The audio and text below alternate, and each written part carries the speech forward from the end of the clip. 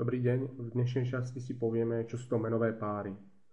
Forexový trh je najväčší na svete a váš maklér alebo inštitúcia, s ktorou obchodujete, získavajú ceny z centralizovaného prístupu alebo z medzibankových sadzieb. Meny sa obchodujú v pároch a každá z nich má svoj symbol. Ak sa pozrieme sem, tento pár je dolár versus švajčiarsky frank. Tu máme napríklad libru versus americkému doláru, tu je napríklad euro versus americkému doláru, tu je napríklad americký dolár voči japonskému jenu. Tento pár, ako sme spomínali, je tvorený vždy s dvoma menami. Ak si vezmeme napríklad euro USD, euro sa nazýva základná mena a americký dolár je v tomto prípade opačná mena alebo kotovacia mena.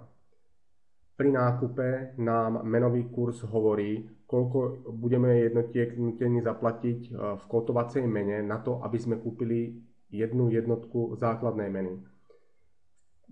V ľudskej reči to znamená, koľko dolárov budeme musieť zaplatiť na to, aby sme kúpili 1 euro.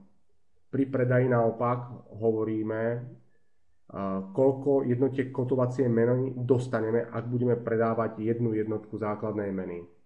To znamená, koľko dolárov dostaneme pri predaji 1 eura.